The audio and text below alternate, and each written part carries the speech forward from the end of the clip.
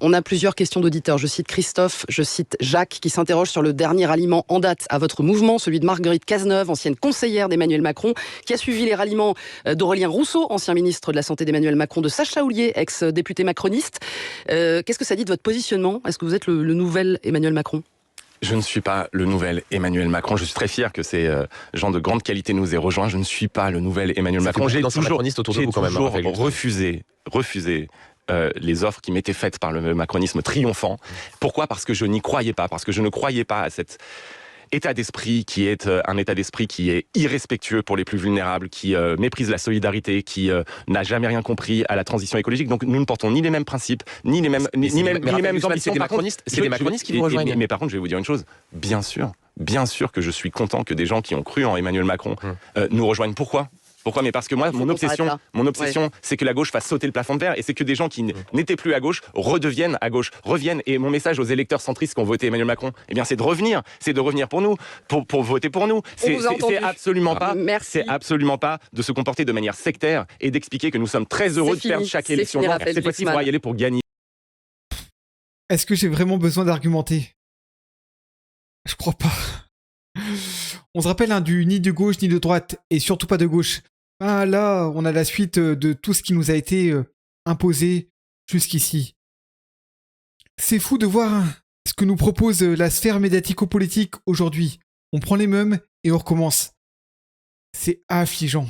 Saragnafo peut être l'avenir de la droite. Et je vais voir ce que vous en pensez. On va regarder justement votre impression. C'est un oui à 78%. Alors vous allez me dire, mais Saragnafo, elle a pas dirigé le pays. Non mais attendez. Énarque, qui est passé par Sciences Po, qui a rencontré Jacques Attali, qui est vendu de plus en plus par les médias bourgeois, les mêmes qui nous ont mis dans les pattes, le banquier d'affaires à qui on a pu faire référence juste avant. Non mais Saragnafo, non, c'est vraiment différent. C'est une candidate anti-système qui se fait rembourser des nuits d'hôtel à 1000 balles et des yaourts à 8 € l'unité. Anti-système.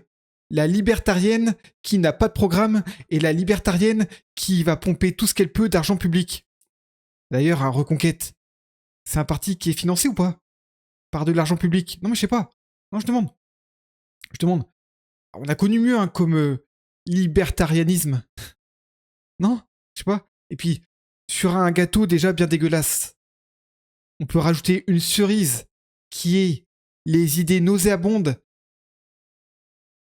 véhiculées par ce genre de candidat. Bah ouais, on l'oublie pas.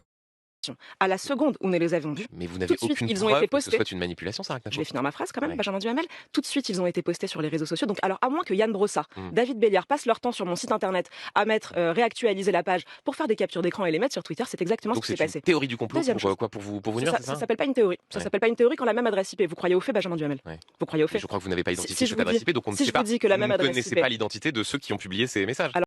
Alors pour ceux qui n'ont pas suivi, Saragnafo a proposé un petit site internet pour que les Parisiens puissent partager leurs petits messages et leurs petites envies pour embellir la ville de Paris. Et on a vu des messages pas très rassembleurs. Et donc Saragnafo n'assume pas. Et même encore pire, certains te disent que ce seraient des gens de gauche qui ont mis des messages bien crades pour déstabiliser, discréditer la candidate. Le petit problème, c'est qu'il y a quand même eu quasiment, par exemple là, 700 likes sur un post bien crade. Mais en même temps, j'ai envie de dire, on parle de la jeune compagne d'Éric Zemmour, multicondamnée pour on sait pourquoi. Donc à un moment donné, Sarah, en tout cas moi évidemment, tu mourras pas. Mais ce qui est fou, c'est qu'aujourd'hui, la plupart des médias bourgeois vont te vendre ce genre de personnage qui se dit anti-système. Alors elle n'a pas gouverné le pays, et heureusement d'ailleurs. Et on a certains qui te parlent de changement, et pourtant ont participé à saboter le pays, et le sabotent encore aujourd'hui.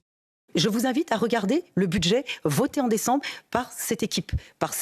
Il y a 12 milliards de dettes. Le taux de désendettement, c'est pas moi qui le dis, c'est la Chambre régionale des comptes. Aujourd'hui, pour désendetter Paris, il faut près de 40 ans. Le seuil d'alerte pour une collectivité Bon, après, c'est une grosse connerie, mais bon, c'est pas grave. locale, c'est moins de 12 ans. Je suis pas là pour défendre Hidalgo, évidemment. Loin de moi cette idée Saugrenu. Donc nous sommes déjà en zone rouge. Qu'ont-ils augmenté? Il y a dans ce budget 800 millions d'euros pour du logement social préempté à prix d'or. Attendez. Oui. Non, c'est pas tout le budget, c'est des marqueurs. Est-ce que vous voulez... Ça sera un budget qui sera mis en œuvre en 2026 par cette équipe qui est aux manettes depuis 25 ans. 12 milliards de dettes, du logement social préempté à prix d'or, 2 milliards, près de 2 milliards pour des subventions à des associations clientélistes, moins de sécurité. Et la seule présence de cette femme-là en politique nous montre bien à quel point la politique française est totalement malade. Elle qui a à ses fesses plus de casseroles qu'on ne pourrait en compter dans les cuisines d'un restaurant parisien. Et on la retrouve là, à faire des leçons, alors qu'elle a participé en tant que républicaine à saboter la France. Enfin, quand je parle de républicaine, je fais référence au parti des Républicains qu'elle a quitté par opportunisme. Elle qui crachait sur la Macronie la rejoint ensuite parce que la gamelle, tu comprends, est bonne. Et j'ai envie de dire, la gamelle qui est bonne, c'est le fil rouge qui lie tous les petits candidats que j'ai cités ici. Évidemment.